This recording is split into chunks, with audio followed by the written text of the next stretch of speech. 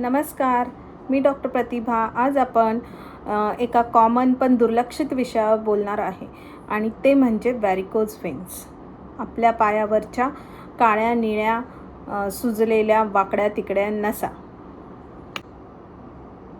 बऱ्याच लोकांना वाटतं ही फक्त सौंदर्याची समस्या आहे, पण वेळेत लक्ष नाही दिले तर ही समस्या वाढू शकते. पायांवर अचानक सूज येणे, त्याच्यानंतर ती पायाची त्वचा काळी निळी होणे, त्याच्यावर खाज येणे आणि कधीकधी जखमा फॉर्म होणे, जखमासुद्धा होतात, त्याचे रूपांतर अल्सर्समध्ये सुद्धा होतं. ह्या व्हॅरिकोज व्हेनची लक्षणं काय आहेत, त्याची कारणं काय आहेत, त्याच्यासाठी घरगुती उपचार कोणते उपलब्ध आहेत आणि दुसरं म्हणजे त्याच्यासाठी कोणकोणत्या ट्रीटमेंट अवेलेबल आहेत आणि होमिओपॅथी ह्या व्हॅरिकोजमध्ये किती प्रमाणात इफेक्टिव्ह आहे, हे आपण ह्या व्हिडिओमध्ये जाणून घेऊया.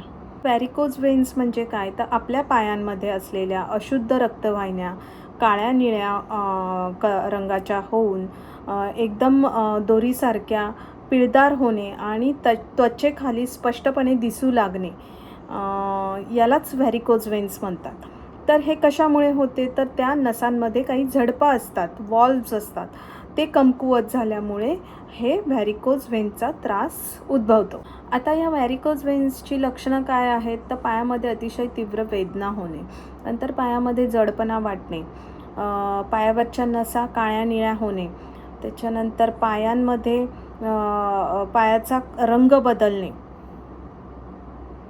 तो काळा निळा होऊन तिकडे खाज यायला सुरुवात होते, कधीकधी तिकडे जखमासुद्धा तयार होतात.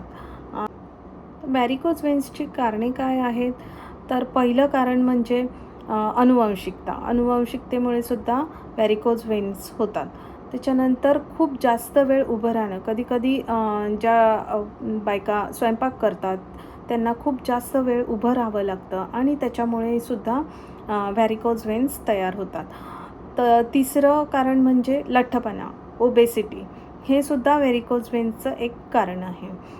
चौथं प्रेग्नन्सीमध्ये सुद्धा हार्मोनल चेंजेसमुळे आणि आपल्या गर्भाशयावर प्रेशर आल्यामुळे व्हॅरिकोज व्हेन्स फॉर्म होतात. आता या व्हॅरिकोज व्हेन्ससाठी घरगुती उपाय काय आहेत, तर रोजच्या रोज चालणं. रोज चालल्यामुळे आपलं रक्तप्रवाह सुधारतो, रक्ताभिसरण चांगल्या प्रमाणात होते, त्याच्यामुळे रोज 30 ते 40 मिनटं नक्की चाला. नंतर दुसरं, खूप जास्त वेळ बसून किंवा उभं राहू नका. दर 30 ते 40 मिनटांनी शरीराची हालचाल करा.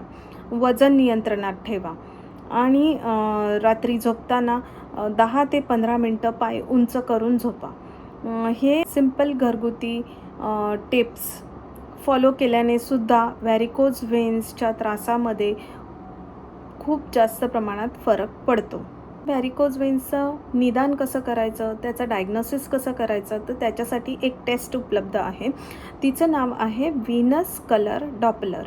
ह्या टेस्टमध्ये आपल्याला हे कळतं की त्या नसांमधल्या झडपा किती प्रमाणात काम करत आहेत आणि त्याच्यातला रक्तप्रवाह कशा प्रकारे चालू आहे, हे आपल्याला ह्या टेस्टमधून कळतं. त्याच्यामुळे ज्यांनाही ह्या प्रकारच्या व्हेन्स पायावर दिसतात त्यांनी व्हीनस कलर डॉपलर नक्की करून घ्या.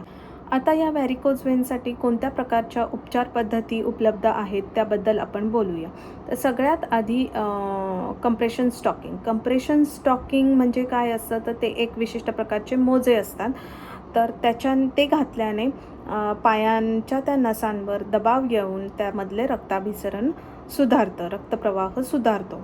त्याच्यानंतर दुसरी ट्रीटमेंट अवेलेबल आहे, ती आहे स्क्लेरोथेरपी. याच्यामध्ये एक इंजेक्शनमधल्या सुईने एक द्रव त्या नसांमध्ये सोडलं जातं आणि त्याच्यामुळे ती सुजलेली फुगलेली नस अगदी नाहीशी होते आणि रक्तप्रवाह सुधारतो. त्याच्यानंतर तिसरी ट्रीटमेंट म्हणजे लेझर थेरपीमध्ये काय करतात, तर त्यामध्ये लेझरने किंवा एका विशिष्ट कॅथेटरने तीव्र उष्णता त्या नसेमध्ये सोडली जाते आणि ती नस बंद केली जाते. त्याच्यामुळेही ज्या चांगल्या नसा आहेत त्यामधून रक्तप्रवाह व्हायला सुरुवात होते. आता चौथी ट्रीटमेंट म्हणजे स्ट्रिपिंग थेरपी. स्ट्रिपिंग थेरपीमध्ये त्या ज्या फुगलेल्या ज्या नसा आहेत त्या छोट्या-छोट्या पार्टमध्ये कट करून काढून टाकल्या जातात. अशा प्रकारे अशा वेगवेगळ्या उपचार पद्धती या व्हॅरिकोज व्हेन्ससाठी उपलब्ध आहेत. आणि आता आपण होमिओपॅथिक उपचार पद्धतीबद्दल बोलूया. तर होमिओपॅथीमध्ये व्हेरिकोज व्हेन्सवर खूप चांगली औषधं उपलब्ध आहेत आणि त्याच्याने जर तुमच्या व्हॅरिकोज व्हेन्स फर्स्ट किंवा सेकंड स्टेजमध्ये असतील तर नक्की बऱ्या होतात. तर तुम्ही होमिओपॅथिक उपचार पद्धती ह्या बाकीच्या सगळ्या उपचार पद्धती सुरू करण्याच्या आधी नक्की ट्राय करा. आणि तुम्हाला किंवा तुमच्या ओळखीमध्ये कोणाला अशा प्रकारचा त्रास होत असेल, व्हॅरिकोज व्हेन्सचा त्रास असेल, तर त्यांच्याशी हा व्हिडिओ नक्की शेअर करा. आणि माझा हा व्हिडिओ आवडला असेल तर मला लाईक करा, शेअर करा आणि सबस्क्राईब करा. मी डॉक्टर प्रतिभा. पुन्हा आपण भेटूया नवीन आरोग्यविषयक विषयाबद्दल. Thank you.